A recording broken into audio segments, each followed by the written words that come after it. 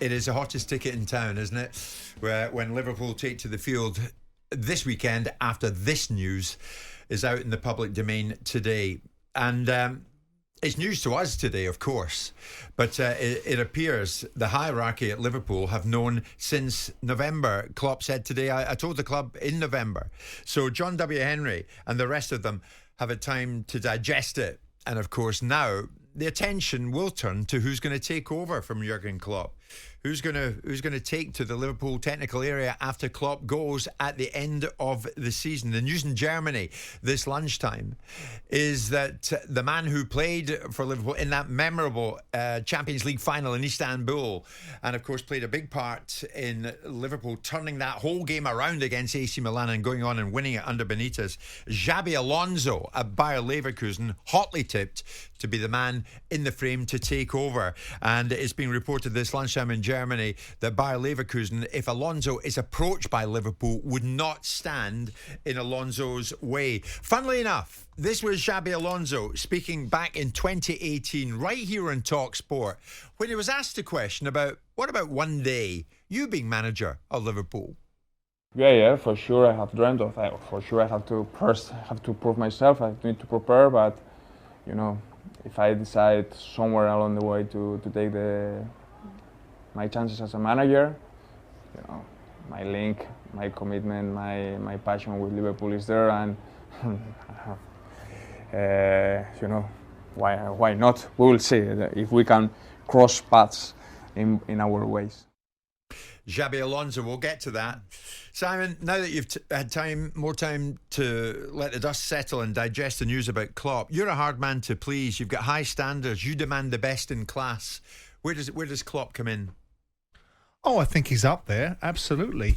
I think for Liverpool, absolutely, because of the manner in which he's brought forward this football club and got, you know, it's almost been like an orchestrator conducting the audience, getting the absolute feel that he wants behind the team, building teams that I've enjoyed watching more, not because I don't like Man City, but I enjoy Liverpool's brand of football more than I enjoy watching Arsenal and watching Manchester City, because it's more feral, it's more aggressive. I think at times he's been a brilliant statesman for the Premier League. I think the prestige he gets isn't quite matched by the achievements, because, you know, four trophies in 9 years, you know, compared to some of the people that have gone before or some of the people that are very much there now, doesn't stack up. But I still think, and I made the point 2 weeks ago, that in my view, that Klopp is the best manager. I got, confronted by groups of Man City fans outside saying, are you seriously suggesting that Klopp is a better manager than Guardiola? And for me, the brand of football that he plays, he is. And if he was managing Manchester City with the resources that he would have had at Manchester City, I think he would have done everything that Guardiola's he's done. Built quite a dynasty there, hasn't he, with all the players that came in.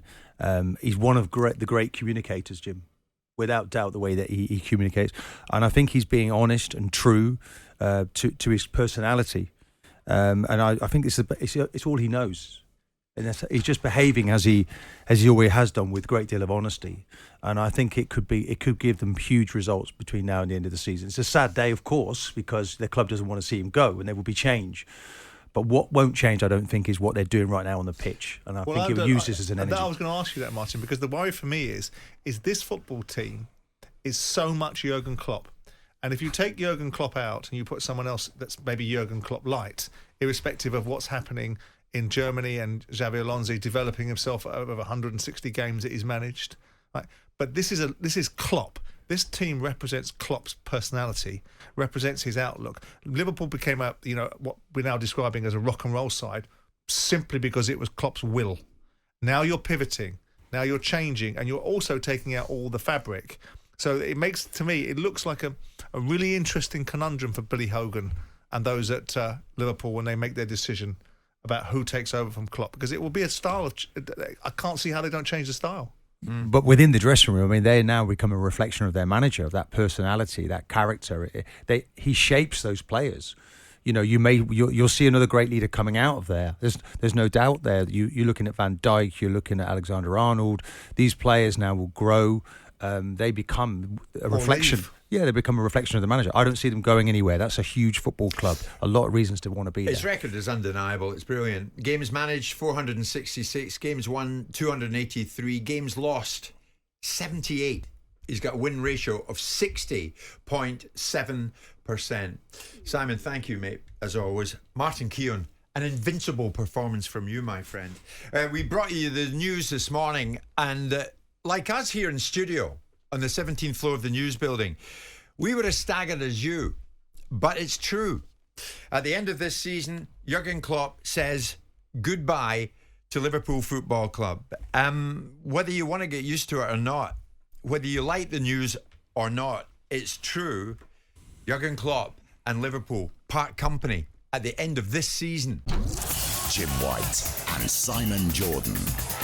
Monday to Friday mornings from 10 on AM, on DAB, via the talkSPORT app and on your smart speaker. talkSPORT.